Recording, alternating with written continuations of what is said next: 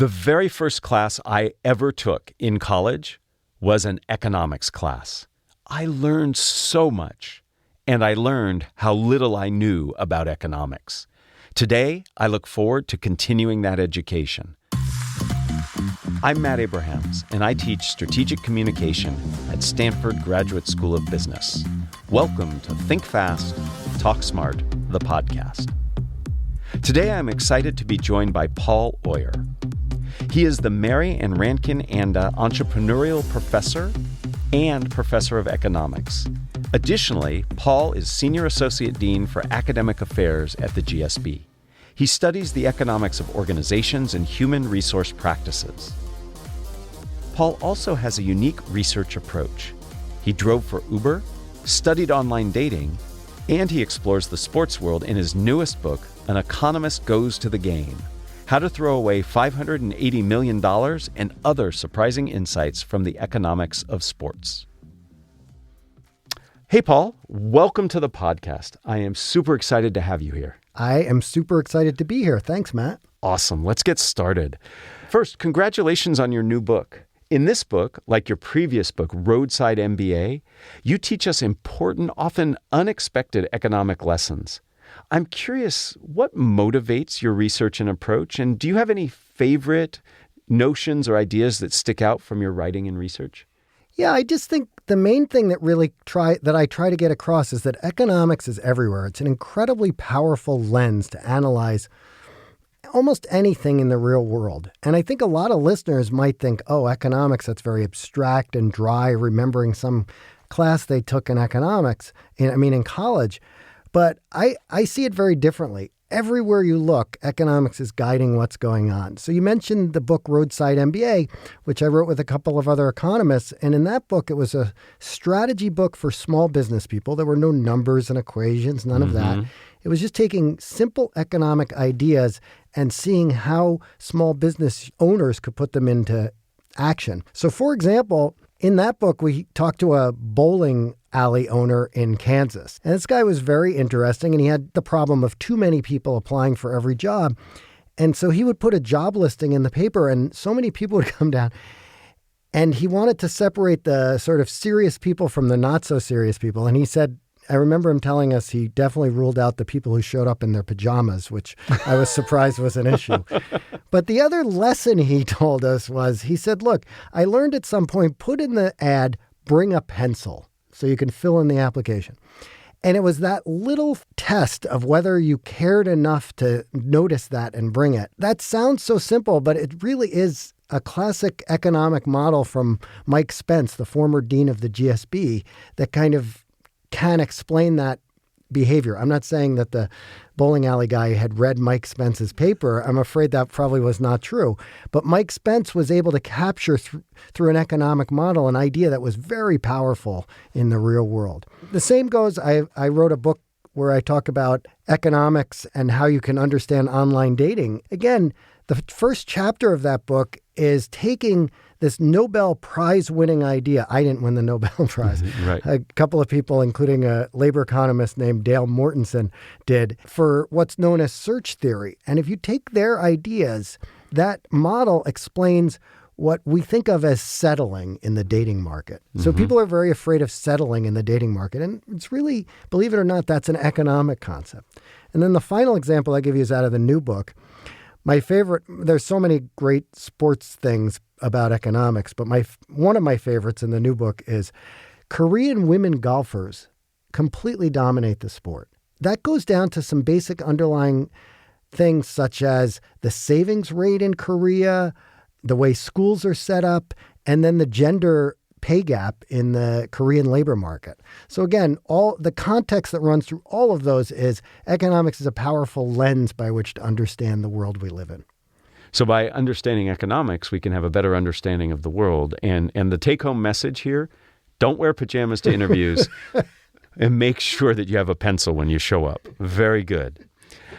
As you know, this podcast focuses on communication. Can you share a lesson or two from your research that provides some insight into communication? Sure. I study what's known as personnel or organizational economics, which is the economics within firms.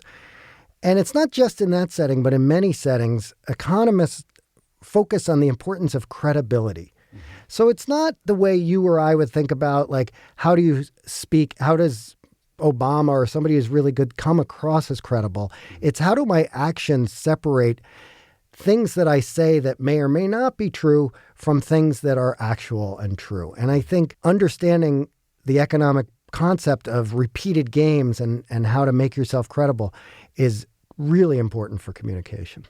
Absolutely. We spend a lot of time talking about credibility and how to drive for congruence between what you say and what you do, and how others judge you based on that. Yeah. Credibility really is important. And I didn't realize that I was also teaching economics while I was teaching communication. Everybody's teaching economics. Okay. I want to get back to the serious stuff, Paul. I want to go back to your research on online dating. Can you walk us through what cheap talk is, how it plays out in dating and in business, and how can we overcome it so we're perceived as meaning what we say? Often you can think about people when they say something, whether or not there's any reason to believe them. Cheap talk is something you can say where if it's true or not true, there's no obvious way to tell them apart.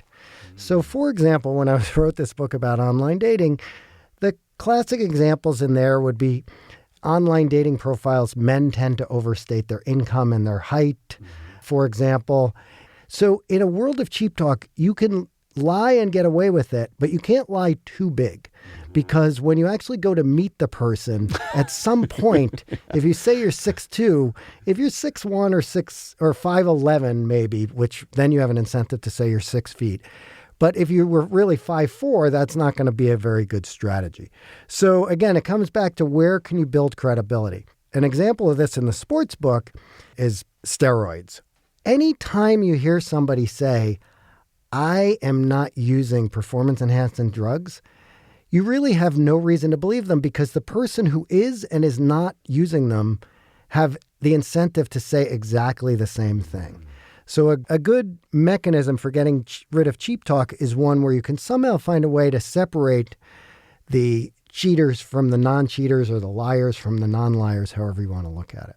So beyond studying online dating and cheap talk, you also chose to drive an Uber.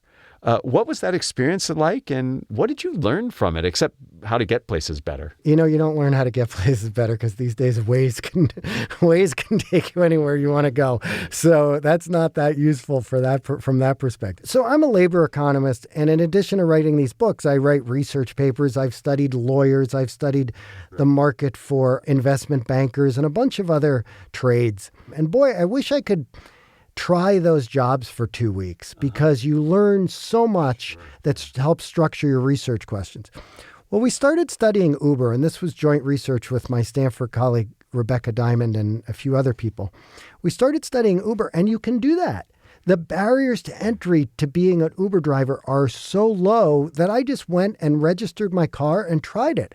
And it was fascinating. Now, the main benefits of it were from the research study perspective, where I learned a lot about how to think about the value of experience in that context, which was really important for what we were doing.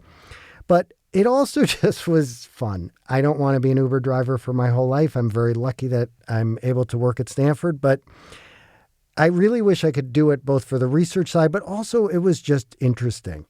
So at the same time as I was doing that job, my stepson was working at Chipotle, and we were making about the same amount of money.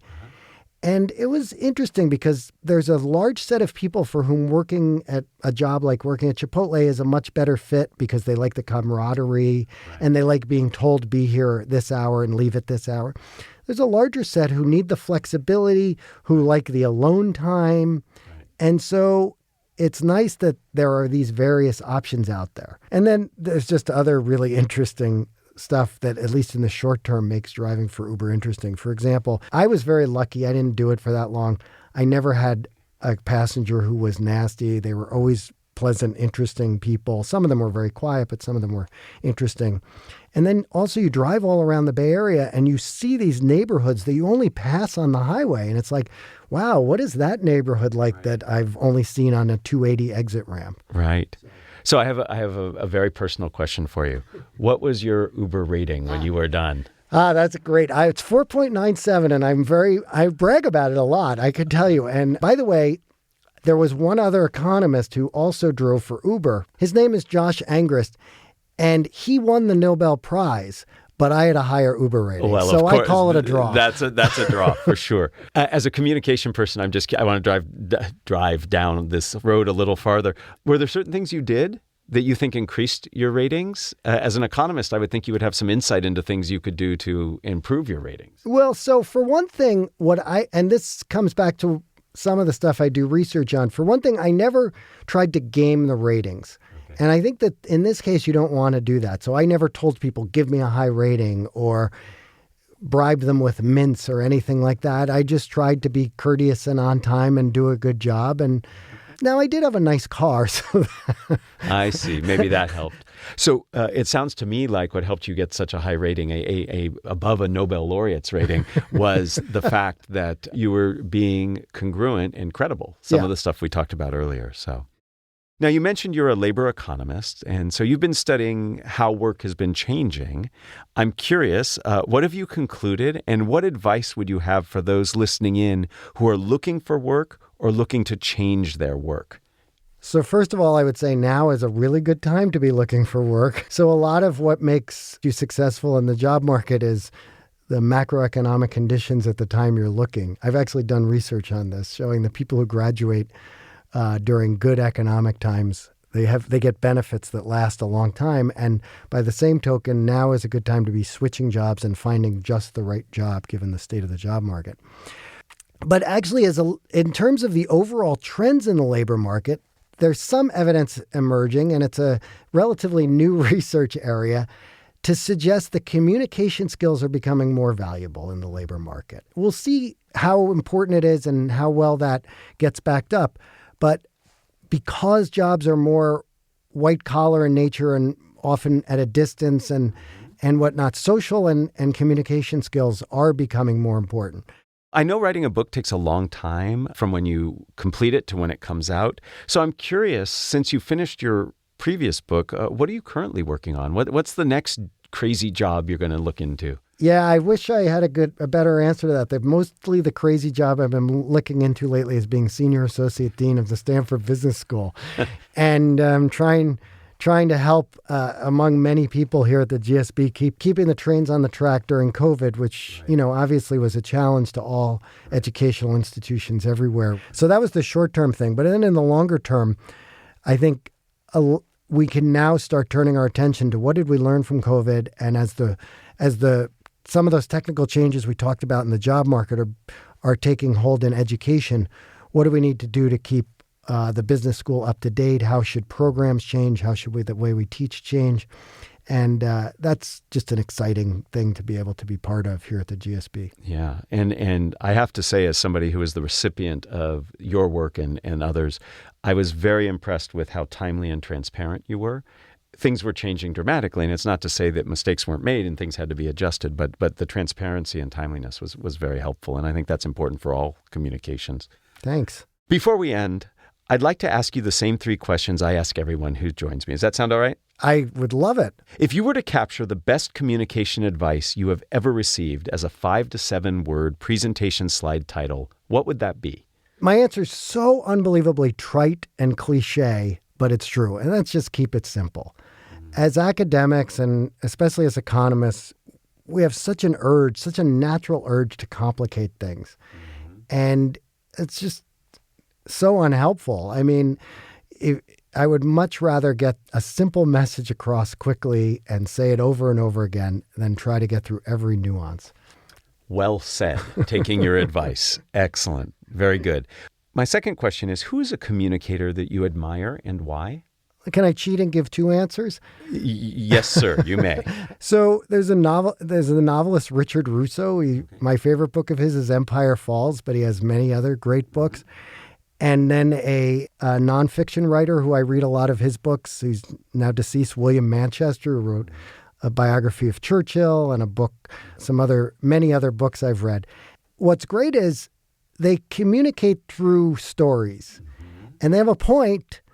But if they just said the point, you wouldn't remember it. Right. It's the way they weave it together in a story that captures you. I'm very much an admirer of people who do that. It's a really important point. Just giving data and lists are hard for us to remember, but if you can weave those together into a clear narrative, it can be very helpful. Final question. What are the first 3 ingredients that go into a successful communication recipe? I think both in economics and in my role in the classroom, a couple of things come to mind. One is often I like to start presentations with one graph that tells the whole story, and then the rest is just details. One graph and just the rest is gravy. I really like that. And along a similar line, a second idea is one story or anecdote that exemplifies the point you want to make. So, for example, if I went in to teach Mike Spence's model I was talking about earlier, I might start with a graph of some sort that gets at the idea in the underlying economics and tell the story of the pencil or something along those lines.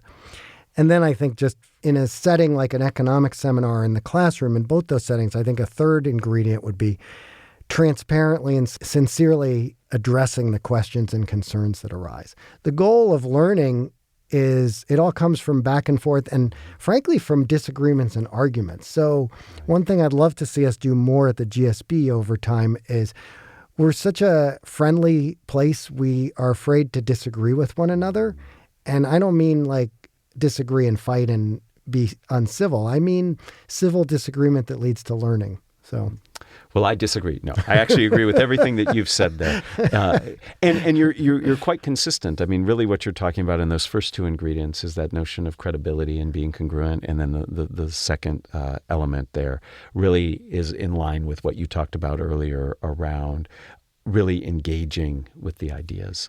Well, Paul, it has been a pleasure to chat with you. Your insights and approach to research and the things you study are fascinating. I love that you experience the things that you research. And best of luck with your new book, An Economist Goes to the Game, How to Throw Away $580 million and Other Surprising Insights from the Economics of Sports. Thanks, Paul. Thank you so much, Matt.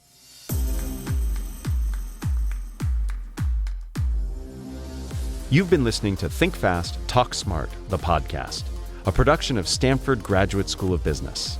This episode was produced by Michael Riley, Jenny Luna, and me, Matt Abrahams. Find more resources and join in the conversation by searching LinkedIn for Think Fast, Talk Smart. Please download and subscribe wherever you get your podcasts.